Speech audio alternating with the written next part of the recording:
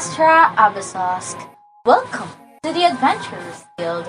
Or should I say, to another episode of Campus and Classmates, featuring the podcast campaign with the Southern Group.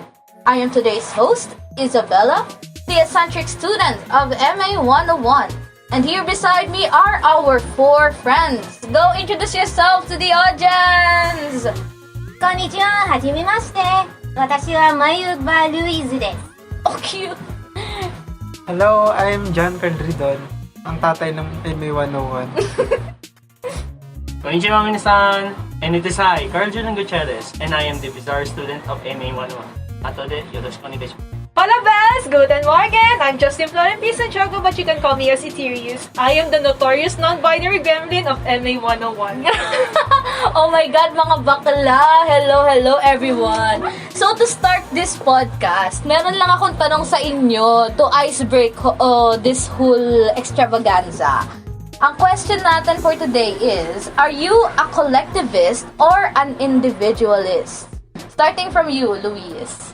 Well, for once, I am an individualist, but sometimes a collectivist because of certain group mates in the past that I don't have a good experience with. Oh, let's dive deep into that later. Okay, next, Ridon. How about you? I think most of the time I'm an activist.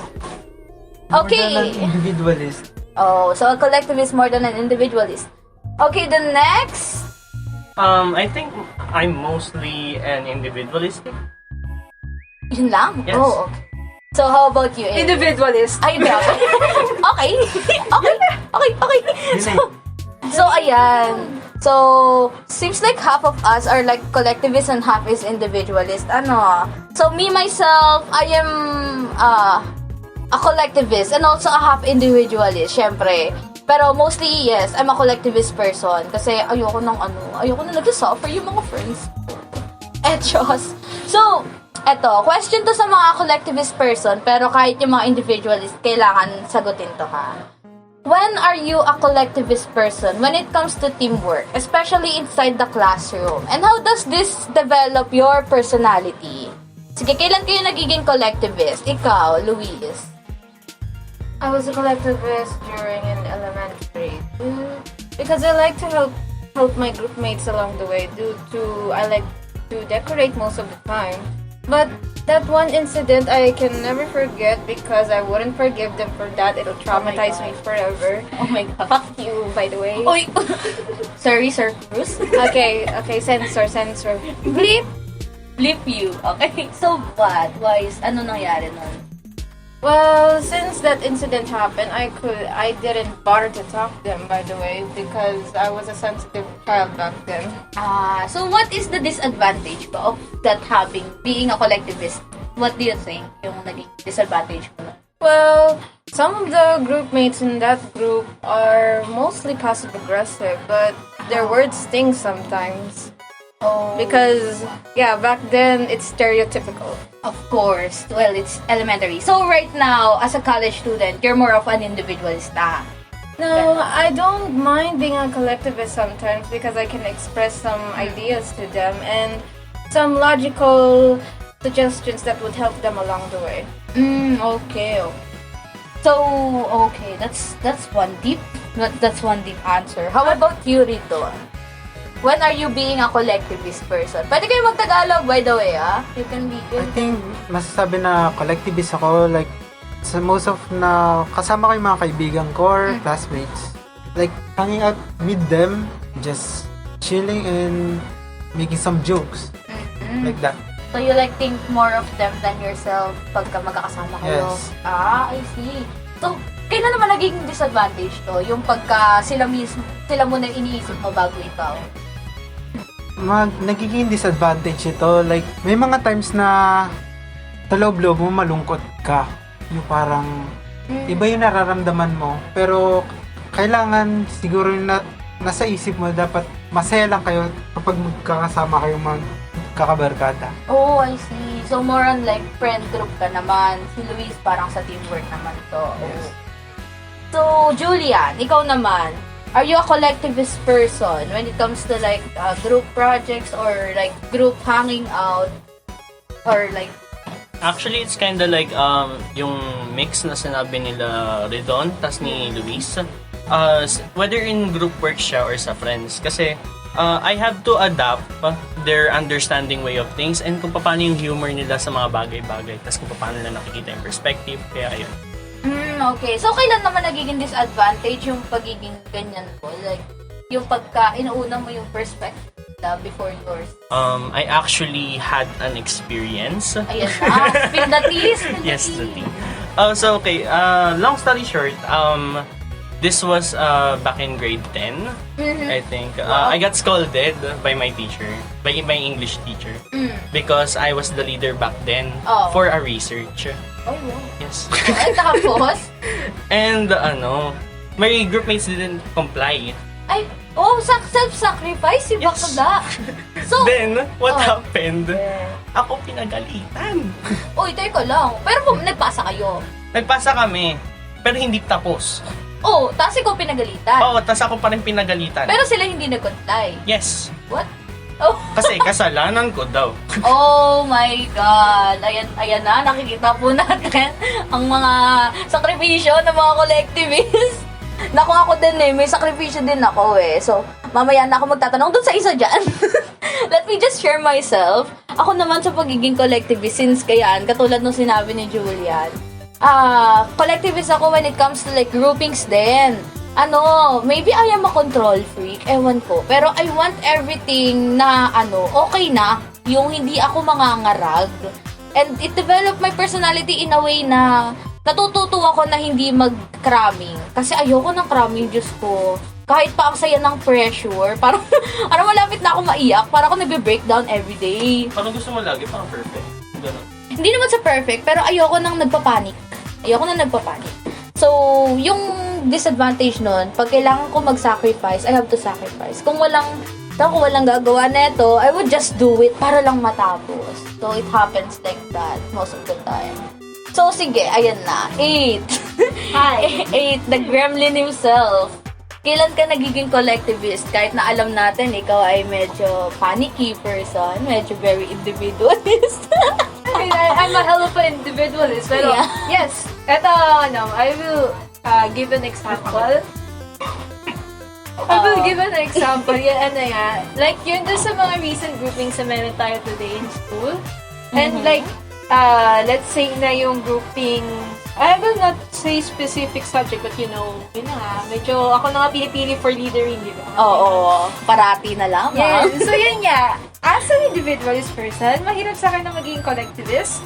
Because first of all, you have to adjust yourself para sa mga groupmate mo. Second, yun nga.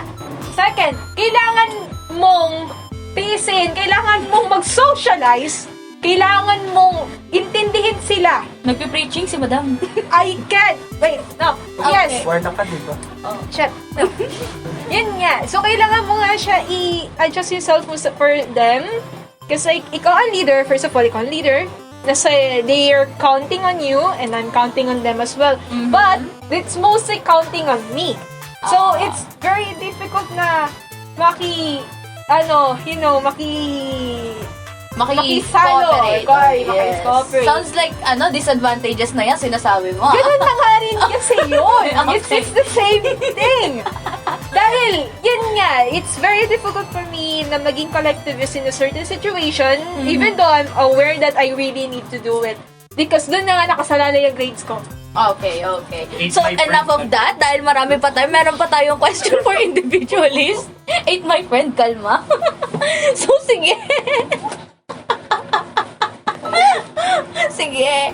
So, going back to the topic, after tayong bigyan ng preaching ng ating God so Father 8, so, eto naman, question for individualist. Okay. Kailan kayo nagsastrive for your own against the team and be an individualist? Eto, gusto kong tanongin muna yung mga nagsabi na collectivist person sila dito. So, ikaw, Ridon. So, when do you strive for yourself? Like, para like, yung inuuna mo sarili mo, kailan naman nangyayari yun? When it comes to like, group mates, group meetings, or like, classroom shifts? Siguro, nangyayari to, like, yung nagkakaroon ka ng feeling na kailangan mo maging independent. Hindi ka lagi umaasa sa mga kasama mo. What is like the scenario pagka ganyan? Ano yung independency na scenario? Like, ano yan? Exam? Ganyan? Peace? Yeah, most of the time, like, yung ganun. Okay. So, ano naman disadvantage pagka ikaw lang, ano, yung parang it's you against the world? Anong disadvantage? Siguro, disadvantage lang yun. Lalo na kapag nasanay ka yung may mga kasama ka, like, nasanay ka umaasa lang sa iba. Oh.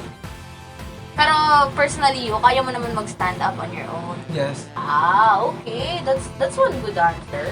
O sige, since isa din ako sa mga collectivist na tao dito, yan, individualist, I strive for myself, like, outside the team and everything. Ayan, drawing one. I love this example, pagka drawing one, kasi as an artist, syempre, toxic competitive ka. Like, you will compliment the other works, pero sa dulo ng back of your head, there's someone na whispering na, God, buti na lang hindi ganyan kaganda yung gawa nila. Di katulad nung sa akin. It happens a lot. Very selfish, pero hindi natin maitatanggi yun. Na yan ang aking striving for my own. When I know I can do better. Yan, drawing, when it comes to drawing, when it comes to like other practical stuff, when it comes to reporting, na I know I can do better, I strive for myself. Ang disadvantage nun, lumalaki ulo ko, siguro. Ang palaki siya ng ulo, medyo kailangan. Question, how do you express this kung parang a bit cocky ka? Paano? Kailan ako nagiging cocky? Oo. Hindi ko ginagawa yun intentionally. As a joke, siguro. Like, mas magaling ako dyan. Ganyan. Pero as a joke ko siya sinasabi na I cannot go like cocky na as in na liliteralin ko kayo na mas magaling ako sa'yo eh. Hindi ko kaya yun. Humble pa rin naman ako. Grabe naman. Pwede kayo tumawa ng may sound. So, okay, going back. So, disadvantage nun, ayun, nakakalaki siya ng ulo. Sometimes, ito din yung cause ng, fall down mo. Kaya hindi mo na gagawa yung the best mo. Kasi masyado mong pinaniwalaan. Honestly, I don't want to be cocky like that in an often way. Because I know the phrase is, karma's a bee. Yes, karma's a bit. Mamaya yan, ang pangit ng gawa mo after mo maging cocky, di ba? O sige, since tinanong mo na ako, kailan ka nagiging individualist naman? Person. I was an individualist when I started drawing most of the time.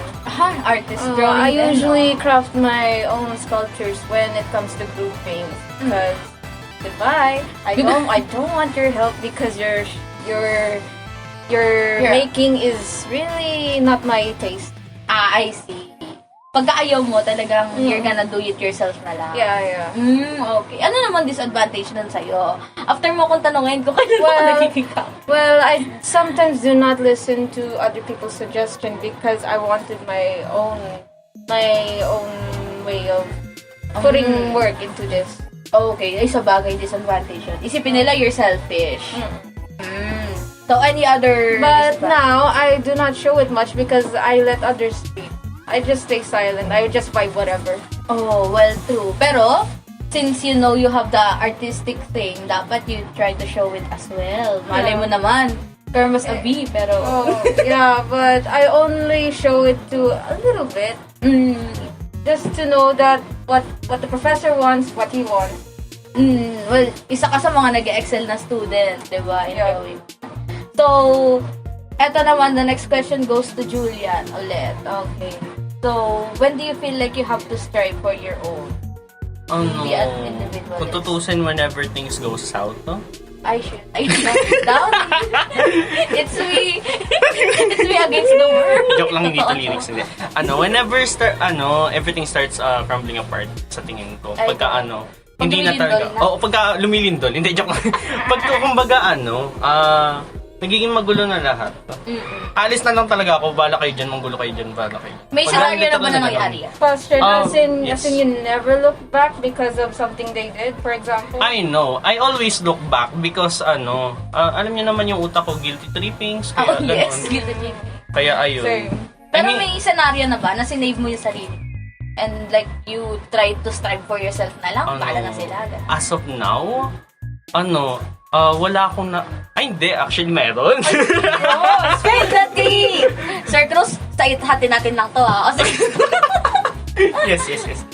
Ayun, bale nung, I think grade 11, oo, nung PE namin, I think it was a festival dance.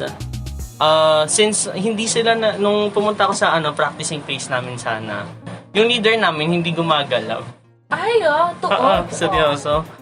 Tapos, ang nangyari nun, sa sobrang, wala talaga, yung kaklase ko, kasama ko, siya lang yung close ko. Umuwi na lang kami. Tapos, hinayaan na lang namin, gumawa kami sarili namin dance group dun sa may sa bahay namin. Which is okay lang. Oh. Nagpaalam talaga kami kung kaya. Good. Get wrecked. Kaya ayun, may grades kami, sila wala. Good job! That's individualist and collectivist all along. Yes. Ang galing mo! Tama si Lolo. Thank you, Tatay. Thank you, Lolo. Salamat, Tay. Ayan, Ito, ayan sa ating gremlin na mukhang gustong-gusto na mag-preach sa atin. Sige nga, are you a collectivist person? Ay, di pala, kailan ka nagiging individualist? Like, when do you feel like you have to strive for yourself? Ay, madam! I always strive for myself. Kailan at bakit ngayon yun? The ink is overflowing. I mean, kasi okay, ganito, ganyan. Katulad nga sabi ko kanina, I'm more of an individualist person. Ayan nga. And like, ayun nga, masyado ko iniisip pa, mas kina-concern ko ang work, sarili kong work, rather than yung work na mga, sa palibot ko. And like, there are times na masyado ko iniintindi yung kabilang work, kaya medyo ko. But, kung maghihingi ka ng example kung saan umiral yung masyadong pagka-individualist ko, let me give you an example. Back in grade 10, sound effects. Yun nga. So, yun nga. So, this happened 2 times nung grade 10, and that was like around 20-something. Medyo bata pa ako. Hindi pa masakit ang likod ko. Ayun nga. Masakit talaga. So, on the first, yung isang subject which is ESP, yes, yung subject na masyadong plastic ang everyone. Oh, totoo. Totoo naman. Ayun nga. So, first subject is the ESP, and we were asked na gumawa ng isang comic with the picture na meron ng mga classmate ko. So, basically, we were divided into 5 that time. And surprisingly, hindi ako ang leader. That's good, Okay. Well, that's good. So, like, you strive for yourself. Yeah, this time for myself. But, it requires group... Yeah, sige, bigyan mo ako ng disadvantages ng mag-pala. I don't... yung disadvantages. That's like, well, yes, you're being alone. And like, there are times na you need help sa other teammate mo. And like, kailangan mo talagang mag-ask sa kanila, like, hello, pwede patulong, haha, XP, gano'n. So, yun nga, you need help from the other and stuff like that. Okay. So, yun nga. Yun yung ESP stuff ko na kung saan, nag-ditch, halos lahat ng mga kaklase ko, they didn't do anything. So, basically, I was alone in the class na nakagawa ng isang comic. Okay. And like, you have the grade naman. Dapat mataas. I have the grade. I need the grade. Dahil, And mataas naman. yes, it's okay naman. Okay naman, yun nga. Yes, yeah. And the second one, which is yung nakakatakot, well, not, yun yung baby thesis ng grade 10. Oh, yeah. That was a thesis. Oh my God. And we were like sa Yes, pinaka-last group. And that time, masyado akong nagmamadali as usual. Masyado ko kasing iniisip yung time. So basically, ginawa ko noon, I asked my teammate to search for the RRL of this certain topic. Okay. And hindi nila nabigay on that time. And like, bigla na lang sila ng ghost. So Oh my I God. went, you know what? F you. I'm going to do this myself. nanghingi ako ng tulong from my friend na hindi ko man nakaklase doon sa mismong mana na yun. Sa other, other school. Oh my God! Other school! I asked help from the other school na gawin ng aking thesis. Sarili ko, nakalagay lang doon sa may name ko doon sa, nakalagay lang ang name ko doon sa may thesis doon. Ako lang mag-isa. It was made by Justine Flores Santiago, ganun. Amen. Amen, yun na. I passed it to my teacher. Tinasa ko kung bakit nag-isa lang ako doon sa thesis na yun. And I told them na, I told doon sa teacher ko na hindi nila ako tinulungan. So I went it by myself. So I did it by myself and stuff like that. So ayun nga, haha, lamaw ako may grade. Lamaw ako yung my grade. Let's go! Yes, Moral lesson, tulungan niyo yung leader niyo. Tulungan niyo yung sarili niyo. Okay. After that, binigyan tayo ng 20 minutes. 20 minutes training ni Madam. Let's go! Dingman! Yes! sige. Breakdown! Breakdown! Sige, to wrap it up, since napakatagal natin dito, may nagkakaraoke na sa tabi namin. So, one final note to say goodbye. Ayan. And with this, knowing our friends a little bit more in this podcast, Louise, Julian, then John Carl, I think we are to end it for today. And let's say goodbyes for now, since ako ang naunang host. Mauna na ako. You are missing 100% on your shots you don't take. This is Isa, and this is Campus and Classmates. Gotta go fast! Arrivederci, suckers! Ayan, so ang masasabi ko lang, a wise man, or even a gem perhaps, once said, if every pork chop were perfect, we wouldn't have hot dogs. Okay, ang pinakamoto ko in life is like a game. You can pause and replan, press the resume button to resume, continue your quest, earn experience to get stronger in future battles. And this is Justine Floren Santiago speaking of MA101. Oh, yes. If you can dream it, you can do it. Yo! Yun lang. Yes! Woo! And this is Campus and Classmates. Tapos na! Thank you, Lola! Thank you, everyone. Amen! Yes, thank you. Amen.